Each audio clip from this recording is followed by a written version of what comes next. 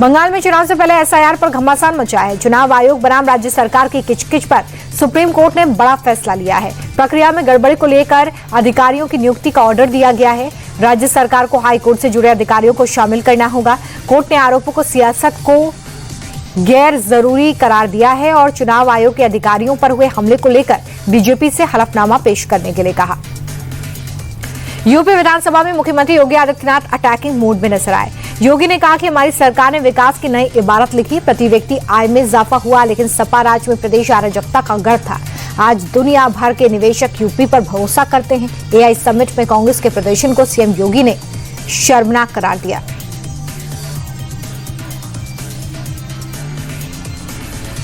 नेता प्रतिपक्ष और कांग्रेस सांसद राहुल गांधी ने आज यूपी के सुल्तानपुर कोर्ट में पेश होकर अपना बयान दर्ज करवाया।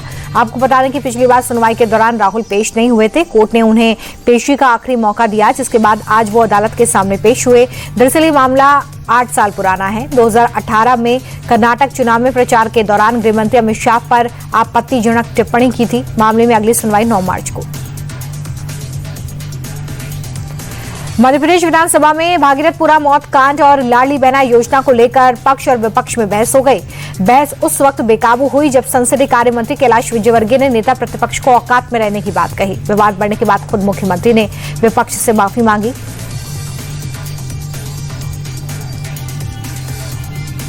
मध्यप्रदेश के जबलपुर के सिहोरा में आज फिर से हालात बिगड़ गए। जुमे की नमाज के बाद हिंदू और मुस्लिम पक्ष आमने सामने आ गए। हालातों को कंट्रोल करने के लिए लाठीचार्ज हुआ। इससे पहले गुरुवार को दुर्गा मंदिर में आरती के समय हिंसक झड़प हो गई। मस्जिद से पथराव को लेकर हिंदू समाज गुस्से में है। मस्जिद को सील करने उपद्रवियों के घरों पर बुलडोजर चलाने की मांग हो रही है। तनाव को देखते हुए भारी पुलिस फोर्स तैनात किया गया है। दिल्ली में बीजेपी सरकार का 1 साल पूरा हो गया है। सीएम रेखा गुप्ता ने रिपोर्ट कार्ड जारी कर सरकार की उपलब्धियां गिनवाई हैं और कहा है कि ये वादों की नहीं, नतीजों की सरकार है। दिल्ली के वर्क कल्चर को बदला है, जिसकी वजह से आज दिल्ली तेजी से आगे बढ़ रही है। सबका साथ सबका विकास के मंत्र पर हम काम करते हैं। दिल्ली में कोई भूखा ना सो, इसलिए सरकार ने अटल कैंटीन शुरू की। रेखा गुप्ता सरकार का आज 1 साल पूरा हो गया है। सीएम ने अपनी उपलब्धियां गिनवाई तो आम आदमी पार्टी ने अटैक किया। पूर्व डिप्टी सीएम मनीष सिसोदिया ने प्रेस कॉन्फ्रेंस की और कहा कि दिल्ली को पिछले 1 साल में धोखे के अलावा कुछ नहीं मिला। सिसोदिया ने यह भी कहा कि बीजेपी सरकार ने हर किसी के साथ धोखा किया। उन्होंने महिलाओं और मिडिल क्लास को धोखा दिया। प्रदूषण कंट्रोल करने के नाम पर भी रेखा सरकार ने फर्जीवाड़ा किया।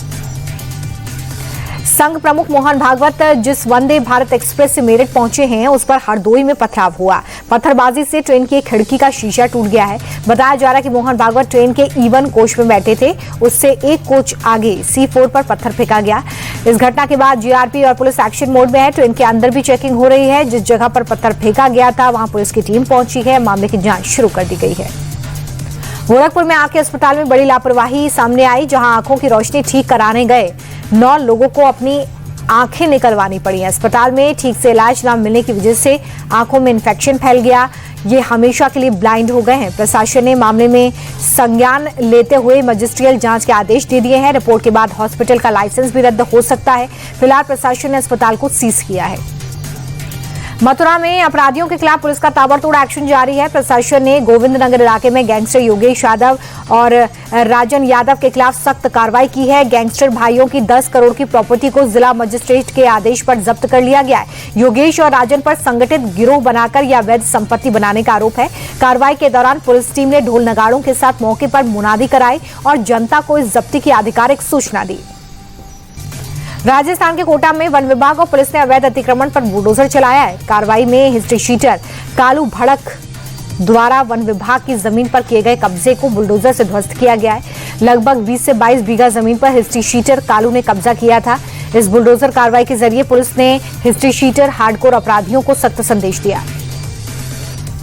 एक्टर रणवीर सिंह को धमकी देने के मामले में बड़ा खुलासा हुआ है। मुंबई पुलिस के मुताबिक रणवीर सिंह ने विश्नोई गैंग ने 10 करोड़ रुपए की मांग की थी और अमेरिकी नंबर से धमकी भरा मैसेज भी रणवीर सिंह को भेजा गया था।